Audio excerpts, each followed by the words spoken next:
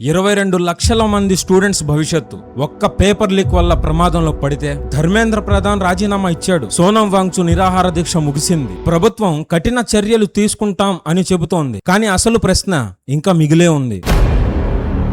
భారతదేశంలో పేపర్ లీకులు మళ్లీ ఎందుకు జరుగుతున్నాయి? దీని వెనుక అసలు మాఫియా ఎవరు? ఈ సమస్యల్ని శాశ్వతంగా ఆపాలంటే ఏం చెయ్యాలి? ఈ వీడియోలో అందరూ మాట్లాడని నిజాలు, పేపర్ లీక్ వ్యవస్థ వెనుక ఉన్న అసలు కారణాలు తెలుసుకుందాం.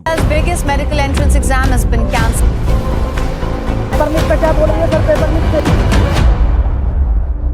హాయ్ ఫ్రెండ్స్, మన దేశంలో ఎడ్యుకేషన్ మినిస్టర్లు మారుతుంటారు, చట్టాలు వస్తూ ఉంటాయి. నాయకులు వచ్చి పేపర్ లీక్స్ మీద సర్జికల్ స్ట్రైక్ చేస్తాం అని మైకులు పగలగొట్టేలా స్పీచ్లు ఇస్తూ ఉంటారు. వినడానికి భలే ఉంది కదా, కానీ ఒక్క నిమిషం ఆగి ఆలోచించండి. మంత్రి మారినంత మాత్రాన లేదా పేపర్ మీద ఒక కొత్త చట్టం రాసినంత మాత్రాన మన దేశంలో పేపర్ లీకులు ఆగుతాయా? ఛాన్సే లేదు భయ్యా. ఎందుకంటే మనం క్యాన్సర్ ని పక్కన పెట్టి దానికి పారాసిటమాల్ టాబ్లెట్ వేస్తున్నాం. రీసెంట్ గా జరిగిన నీట్ ఎగ్జామ్ తీసుకోండి. దాదాపు 22 లక్షల మంది స్టూడెంట్స్ కంటి మీద కునుకు లేకుండా నిద్రలు మాని నైట్ అవుట్ చేసి కష్టపడి చదివి ఎలాగైనా డాక్టర్ అవ్వాలి అని కష్టపడ్డారు. కట్ చేస్తే ప్రింటింగ్ ప్రెస్ లో అర్ధ గంట గ్యాప్ లో పేపర్ బయటికి జంప్ అయిపోయింది. వాట్సాప్ లో, టెలిగ్రామ్ లో లీక్ అయిన పేపర్ రేట్ ఎంతో తెలుసా? కేవలం 500 రూపాయలతో మొదలై 28 లక్షల వరకు బేరాలు ఆడారు. అసలు మన దేశంలో ప్రతి ఎగ్జామ్ కి పేపర్ ఎందుకు లీక్ అవుతుంది? అసలు ఎగ్జామ్ సెంటర్ వద్ద ఈ సెక్యూరిటీ గార్డులు చేసే చెకింగ్ మామూలుగా ఉండదు. ఒక స్టూడెంట్స్ ఎగ్జామ్ సెంటర్ దగ్గరికి వెళ్లితే షర్టు బట్టలు ఎందుకు పెద్దగా ఉన్నాయి, చెప్పులు వేసుకోకు, హ్యాండ్ కర్చీఫ్ తీసుకెళ్లకు, ఇలా స్టూడెంట్స్ దగ్గర బాంబులు ఉన్నట్టుగా స్టూడెంట్స్ ని తడుముతారు. కానీ అసలు దొంగలు ప్రింటింగ్ ప్రెస్ లో ఏసీ రూమ్ లో చిల్ అవుతూ ఉంటారు. పేపర్ ప్రింట్ అయ్యి సీల్ అయ్యే 30 నిమిషాల గ్యాప్ లో పేపర్ అసలు కనబడదు. గెస్ ద పేపర్ అని అందమైన పేరు పెట్టి లీక్ అయిన పేపర్లను ఓపెన్ మార్కెట్ లో సేల్ చేసుకుంటారు.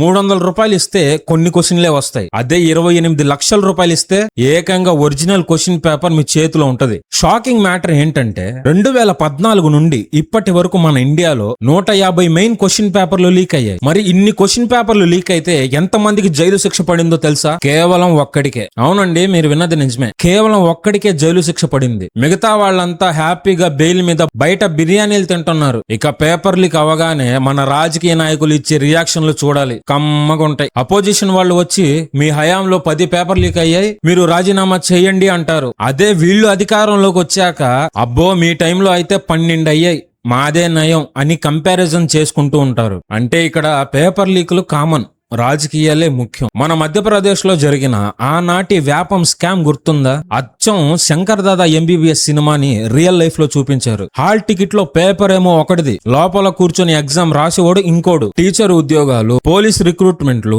చివరికి ఫిల్మ్ ఇన్స్టిట్యూట్ ఎంట్రన్స్ పేపర్ ను కూడా లీక్ చేశారు. అంటే సినిమాలు తీయడానికి కూడా చీటింగ్ చేసి పాస్ అవ్వాలన్నమాట. కోట్ల రూపాయల ఫైన్లు కడితే లీకులు ఆగతాయా? ఈ సీజేపీ ప్రొటెస్ట్ వల్ల మన ప్రభుత్వం ఒక అడుగు ముందుకేసి ఇకపై పేపర్ లీక్ చేస్తే 10 ఏళ్లు జైలు శిక్ష, 10 కోట్లు ఫైన్ అని కొత్త చట్టం తెచ్చింది. ఇక్కడ వరకు అంతా బానే ఉంది. కానీ పేపర్ లీక్ చేసేది ఏదో రోడ్డు మీద వెళ్లే నిరుద్యోగో, డబ్బులు లేని పేదవాడో కాదు కదా. కోట్లు సంపాదించే పెద్ద కోచింగ్ సిండికేట్లు, ప్రింటింగ్ ప్రెస్ మాఫియాలు. వాళ్లకు 10 కోట్లంటే ఒక రోజు పాకెట్ మనీతో సమానం. పైగా మన కోర్టులో కేసేస్తే ప్రాసెస్ ఎంత స్పీడ్ గా ఉంటుందో తెలుసు కదా. పేపర్ లీక్ వెనకాల ఇంకో భయంకరమైన కామెడీ మైండ్ సెట్ ఉంది. అదే మన సమాజంలో ఉన్న మాస్ చీటింగ్ మైండ్ సెట్. ఈ మధ్య పంజాబ్ లో ఒక కేడీగాడు ఏం చేశాడో తెలుసా? పెన్నులో మైక్రో కెమెరా పెట్టుకుని క్వశ్చన్ పేపర్ స్కాన్ చేసి వాట్సాప్ లో హర్యానాకి పంపి అక్కడ నుంచి బ్లూటూత్ ద్వారా ఆన్సర్లు వింటూ ఇక్కడ ఎగ్జామ్ రాశాడు. హాలీవుడ్ వాళ్ళకు కూడా రాని ఐడియా ఇది. ఇక బీహార్, యూపీలో అయితే